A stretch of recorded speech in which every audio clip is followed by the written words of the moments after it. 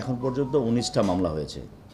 19টা মামলা হয়েছে। এর মধ্যে আমাদের পুলিশের মামলা আছে, যেমন আমাদের পুলিশের গাড়ি পুরানো, আমাদের থানা ভাঙচুর, আমাদের পুলিশের গাড়ি ভাঙচুর, এই মামলাও আছে।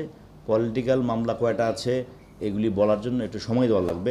250 রাউন্ড গুলি গেছে, যেটা আমাদের 7.62 mm বোরের, আর 500 রাউন্ড গিয়েছে আমাদের শর্ট গানের গুলি খোয়া গিয়েছে। 400 রাউন্ড না, আমাদের কোনো অস্ত্র খোয়া যায়নি। আমাদের 4টা গাড়ি একেবারে, মোট 4টা গাড়ি একেবারে বার্ন, আর টোটাল 11টা গাড়ি ভাঙচুর এবং অংশবিশেষ পুরা মুক্ত, আর 4টা গাড়ি একেবারেই শেষ। আমাদের কাছে তথ্য অবশ্যই রয়েছে। এক হচ্ছে বেসামরিক লোকজনের কাছে যে অস্ত্রগুলি রয়েছে, এখন পর্যন্ত 158টি অস্ত্র আছে। তাদের নির্ধারিত তারিখে জমা দেওয়ার কথা ছিল, তারা এখনও 158টি অস্ত্র জমা দেয় নাই। আমাদের রাজশাহী জেলার পুলিশের কোনো অস্ত্র এখন পর্যন্ত মিসিং নাই। আমাদের গুলি আছে। আর আরএমপি, যেটা রাজশাহী মেট্রোপলিটন পুলিশের, 98টি অস্ত্র এখন পর্যন্ত খোয়া গেছে। তারা এটা উদ্ধারের, যেটা আপনি বলেন, আজকে রাতে থেকে আমাদের যৌথ বাহিনী এই অস্ত্রগুলি উদ্ধারের জন্য আমরা অভিযান পরিচালনা করব। আমরা এখন পর্যন্ত 6 জনকে গ্রেপ্তার করেছি, এবং এরা এই যে আমাদের যেটা বললাম যে আমাদের পুলিশের যে গাড়ি পুরানো, থানা ভাঙচুর এবং আমাদের যে গুলি এবং অস্ত্র, এই বিষয়ে এই এজাহারনামী আসামি আমরা তাদেরকে গ্রেপ্তার করেছি। আমাদের যে জনগণের যে টাকায়, আমাদের ট্যাক্সের টাকায় বেতন হয়, এদের কাছ থেকে আমরা লুকায় থাকার জন্য আসি নাই। আর আমরা তো কোনো অপরাধ করি নাই।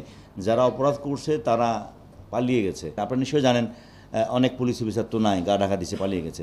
যারা আছে তারা তো অপরাধ করে নাই, তারা একটু নির্দেশনা অভাব ছিল, তাদের অভিভাবক অভাব ছিল। এখন অভিভাবক আসছে, আমি নির্দেশনা দিয়েছি, তারা ফুললি অপারেশনে। আমি এর মধ্যে ওসিও চেঞ্জ করে দিয়েছি। আপনারা হয়তো কাল পরশু দেখবেন টহল, রেগুলার পুলিশ, মামলা অথবা গ্রেপ্তার এবং সেবা সব ধরনের সহযোগিতা পাবেন। এবং পুলিশের যে সোসাইটিতে পুলিশের যে অনুপস্থিতি, যে কারণে চুরি ডাকাতি ছিনতাই হয়, সেটা আর হবে না ইনশাআল্লাহ, আমি আপনাকে একটু নিশ্চয় দিতে পারি।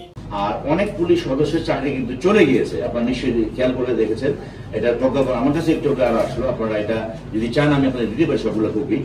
যারা অন্যায় করেছে তাদের চাকরি চলে গিয়েছে, আর যারা বৈষম্যমূলকভাবে ক্ষতিগ্রস্ত, চাকরি হারিয়েছে, তারা চাকরি ফেরত পেয়েছে।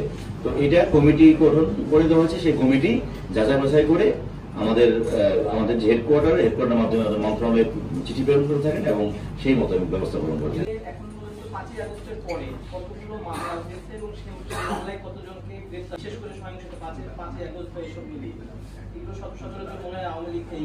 আজকে আমি আমার বক্তব্য আর 500 বড় কিলোমিটার এলাকা যে রাজশাহী সম্পদ, এটা বাদী পুলিশ আমরা দেখলাম যে বিগত 17 বছর ধরে যেভাবে, এবং এখান থেকে আমি চলতাম। কিন্তু আপনাদের এই বিগত সময়ে এগুলি আমি এইটুকু আমি আপনাদের